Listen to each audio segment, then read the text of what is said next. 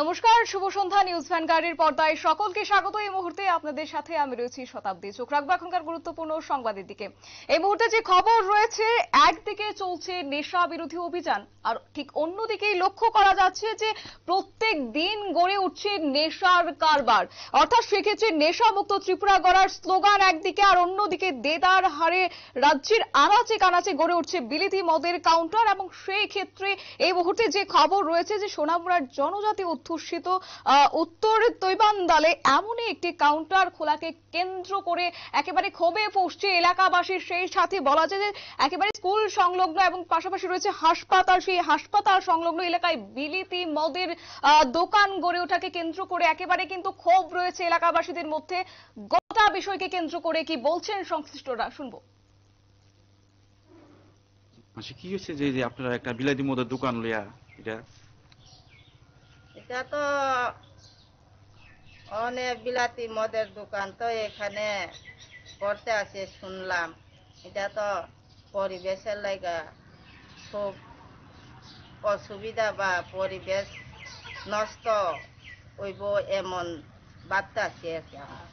Hospital লগে বিলাতি মদের কাউন্টার কি বলবেন? যে এমনি তো নেশা বিরোধী অভিযান মুখ্যমন্ত্রী দিছে এবং রাজ্য সরকার দিছে, এইভাবে একটা সদরের একটা বিলাতি মদের কাউন্টার হিসেবে আপনারা মহিলা হিসেবে, যেহেতু আপনারা এই বিষয়টা সবসময় আপনারা ইনভলভ হন, আপনারা ফেস টু ফেস এটা করেন, মানে এই বিষয়ে কি বলবেন?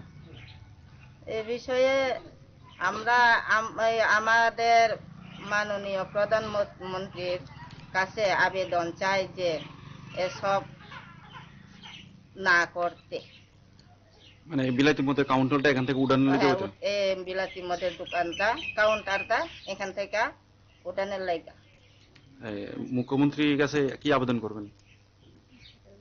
মুখ্যমন্ত্রীর কাছে আবেদন করি আমরা হাসপাতালের কাছে বিলাতি মদের কাউন্টার যেন না হয়। একেবারে শুনলেন আপনারা সংশ্লিষ্টদের বক্তব্য, এবং সরাসরি এই গোটা বিষয়কে কেন্দ্র করে আমাদের প্রতিনিধি কি বলছে শুনবো। প্রতিনিধি এই মুহূর্তেই জুড়ে গেছেন আমাদের টেলিফোন লাইনে, রয়েছে সোনামুড়ার প্রতিনিধি অমিত। জানবো গোটা বিষয় নিয়ে। অমিত, কি রয়েছে বিস্তারিত, কি রয়েছে আপডেট এই মুহূর্তের এই বিষয়কে কেন্দ্র করে, কি বলবে তুমি? বিগত কয়েকদিন যাবতে ধনপুর বিধানসভা কেন্দ্রের তৈবান্দাল যে এডিসি ভিলেজ রয়েছে, সেখানে তৈবান্দাল এডিসি ভিলেজ এলাকার তৈবান্দাল যে হাসপাতাল রয়েছে, স্বাস্থ্য কেন্দ্র এবং বিদ্যালয় রয়েছে পাশাপাশি, তো তার মধ্যেই একদম অনতি দূরে সেটা এখানে একটা নতুন করে বিলিতি মদের যে কাউন্টার খোলা হচ্ছে, সেই কাউন্টার নিয়েই এলাকাবাসীদের সেখানে অভিমত যে তারা এই কাউন্টার যেন সেখানে খুলতে না দেওয়া হয়। তারা প্রশাসনের দ্বারস্থ হয়েছিল এই বিষয়ে। জেলা শাসকের নিকট একটি স্মারকলিপিও তারা পেশ করেছিল। তাদের একটাই দাবি যে এইখান থেকে যেন এই মদের কাউন্টারটা যেটা খোলা হচ্ছে সেটাকে যেন অন্যত্র সরিয়ে নিয়ে দেওয়া হয়। যেহেতু নেশামুক্ত সমাজ গঠন করার ডাক দিয়েছে রাজ্যের মুখ্যমন্ত্রী।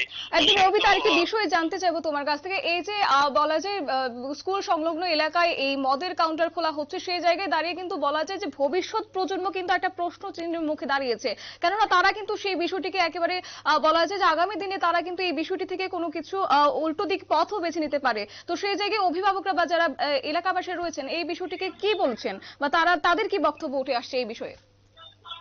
এলাকাবাসীদের একটাই অভিমত, তারা ভবিষ্যৎ প্রজন্ম যাতে সুষ্ঠু সুন্দর পরিবেশে বসবাস করতে পারে, সেই দাবি নিয়েই তারা এই মদের কাউন্টার বন্ধের প্রতিবাদে তারা সরব হয়েছেন। তারা বলছে যে যেহেতু স্কুল রয়েছে পাশাপাশি সেখানে স্বাস্থ্যকেন্দ্র রয়েছে, তো এই এরকম জায়গাতে যদি কাউন্টার খোলা হয় তাহলে শিক্ষার্থীদের উপর এটার একটা বিরূপ প্রতিক্রিয়া সৃষ্টি হবে, তাদের ভবিষ্যৎ নষ্ট হতে পারে। সেই আশঙ্কাতেই তারা এর বিরোধিতায় সরব হয়েছে। তো তাদেরকে কি এই মুহূর্তে কোনো আশ্বাস কোনো পেয়েছেন তারা? তারা এখনো কোনো আশ্বাস পায়নি। এই বিষয়ে তারা ঊর্ধ্বতন কর্তৃপক্ষের গোচরেও গিয়েছেন, কিন্তু সেখান থেকে কোনো আশ্বাস না পেয়েই তারা সংবাদ মাধ্যমের দ্বারস্থ হয়। একদমই, অসংখ্য ধন্যবাদ অমিত তোমাকে। গোটা বিষয় নিয়ে আমরা কথা বলছিলাম, আমাদের সোনামুড়ার প্রতিনিধি অমিত দত্ত এবং গোটা বিষয় নিয়ে কিন্তু তুলে ধরেছেন। অর্থাৎ সেই জায়গায় দাঁড়িয়ে বলা যায় যেখানে রাজ্য সরকার বা মুখ্যমন্ত্রী সেখানে ডাক দিচ্ছেন নেশামুক্ত ত্রিপুরা গড়ার, এবং সেই জায়গায় ভবিষ্যৎ প্রজন্ম যারা রয়েছেন তাদের ক্ষেত্রে চিন্তা করে কিন্তু একেবারে সুস্থ সমাজ গড়ে ওঠার যেখানে পরিকল্পনা নেওয়া হচ্ছে, সেই জায়গায় অন্য ক্ষেত্রে কিন্তু এমনই বিষয় উঠে আসছে। এবং এই জায়গায় দাঁড়িয়ে কিন্তু বলা যায় একেবারে প্রশ্ন চিহ্ন হয়ে দাঁড়াচ্ছে যারা যুব সমাজ রয়েছেন তাদের ক্ষেত্রে।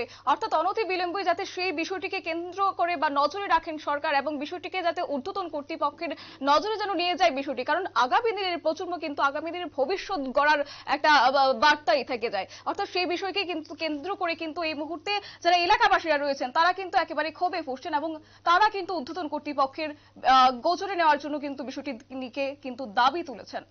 নিয়ে নিচ্ছে ছোট্ট একটি বিজ্ঞাপন বিরতির, সঙ্গে থাকুন।